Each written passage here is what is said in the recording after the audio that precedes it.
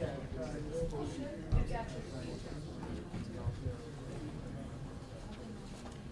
we are. Did you do it one time?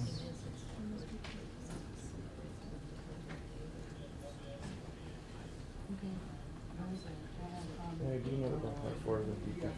47? Okay.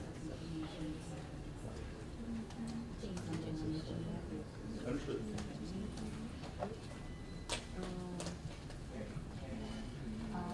We're live. All right.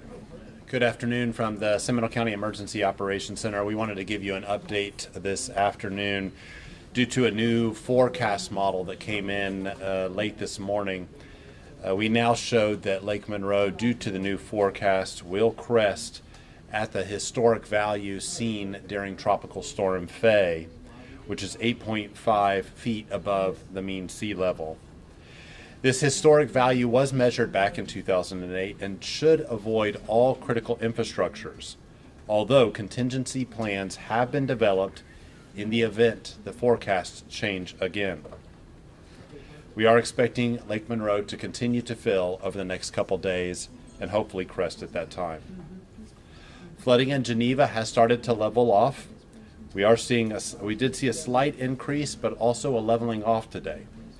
There are 3 6x6 vehicles in the Geneva Unified Command Unit for the United States Coast Guard, but no rescues were called in today.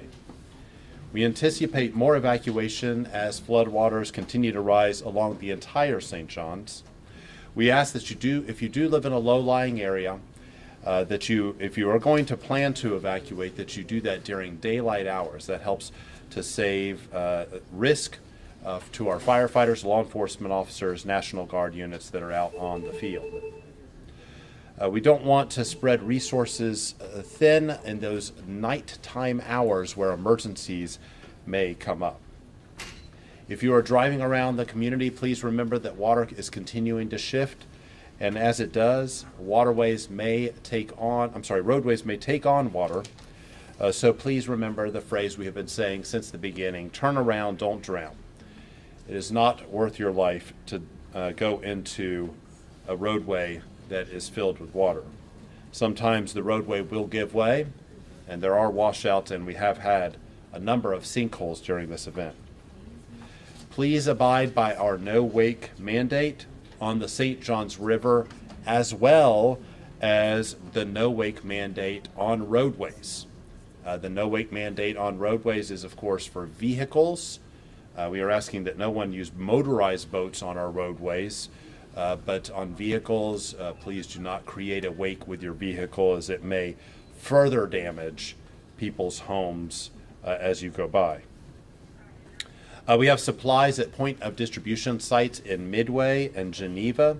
Tarps, water, and food has been delivered to those locations out in those communities to help the individuals, as in one area they're recovering, in another area, Geneva, they're still responding. We also have sandbags available at the Old Geneva Fire Station, of course, for the folks in Geneva and the Mullet Lake area. And we also have sandbags at the Wayside Park, as water is forecasted to continue to rise in the city of Sanford. Our partners at the Central Florida Zoo and Botanical Garden wanted to let everyone know the animals are safe. The zoo is closed. The roadway going into the zoo is full of water right now, so you cannot get in and out of the zoo. But the animal team there are making provisions to get in and out and taking care of those animals very well. They all are in good condition. We have decided today to close 3 out of the 5 of our county libraries. The libraries we are closing include the North Branch, which is in Sanford, Wekiva, and Oviedo. This is all due to damage to the structure that was identified today as librarians and staff came into the facilities. Our Central Branch, our main library in Castleberry, and the Northwest Branch, which is in Lake Mary, will continue operations. We wanted to let you know FEMA is on the ground. FEMA is actually going door to door in some neighborhoods today. Those individuals will have vests on that say FEMA as well as an identification card. Please look for their vests, their identification cards, and that will clearly distinguish that they are there for a purpose. The FEMA individuals will help you with the applications, and they will help you explain to you the services that are available to you. FEMA will never ask for application fees or money, so please do not give anyone any funds or credit card information or accounting information if they come to your door. If someone does do that, we ask that you contact the non-emergency for your local law enforcement here in the county. Yesterday, the Seminole County Fire Department transported another individual, unfortunately, due to carbon monoxide poisoning to the hospital. This was due to the misuse of a generator near the home. We want to again encourage folks, as most of our power is back on here in the county, some individuals still do not have power. Please use your generator safely, away from your home, in a well-ventilated area, so that carbon monoxide poisoning does not occur in the county. That is our update here in the Emergency Operations Center. I'll open it up if there are any questions. Do we have a disaster declaration at this point? I had a gentleman ask me the other day, because obviously that opens up a lot of doors for people who are struggling. Yeah, so we have a FEMA declaration for individual assistance, so that's for our residents to apply. So you can go ahead and apply at 1-800-621-FEMA or FEMA.gov, and that is why the FEMA teams are in the different neighborhoods, and we've targeted different neighborhoods. Obviously, some neighborhoods are a little bit more difficult because they're flooded.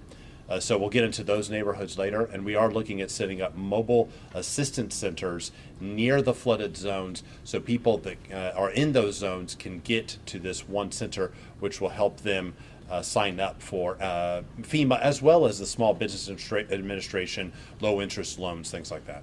I know that you were talking specifically off the beginning about Lake Monroe, which is expected to go up for the next couple of days. What about Harney? I know you've had some challenges out there because I think the flood gauge is underwater.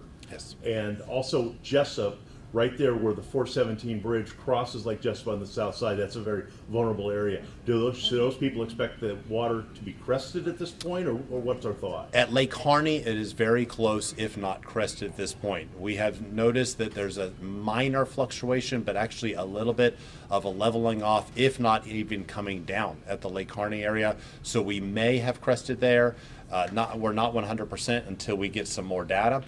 We did have a floater that was put out today, a gauge from the United States Geological Survey. That was a partnership between the airboat team at the Sheriff's Office and the USGS, and they went out today, and we're actually starting to get some data back from that, and it does look like we have crested, maybe even come down a little bit based on the forecast. So that means that Jessup will continue to rise for the next day or so. Which, if you look at history, this is what happens. And then in a day or two past that, so about day 3 or 4, then we would crest at Lake Monroe, and then everything would start to come down. Will this be a very rapid decline? No. We know this for a fact. This is a very slow decline. So we are talking about weeks of still flooding waters in certain areas. Know that if my memory serves me properly, Faye was the record, or at Harney, or was it Irma? Faye, 2008 Tropical Storm Faye.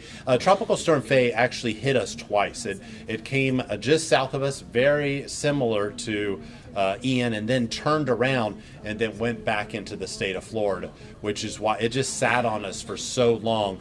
Dumped about the amount of rain, probably a little less than what Ian did.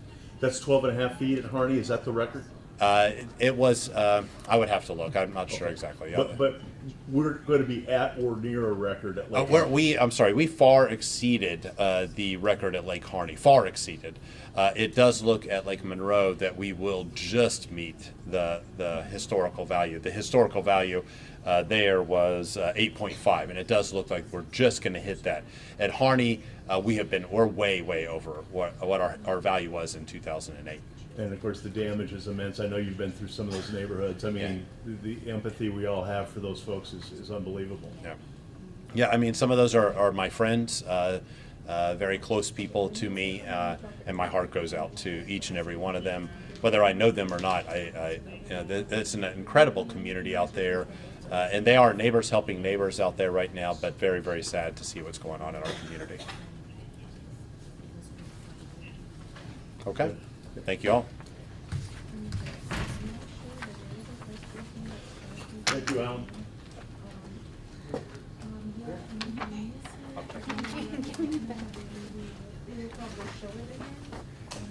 I'll send this to you. I guess there's a misspelling.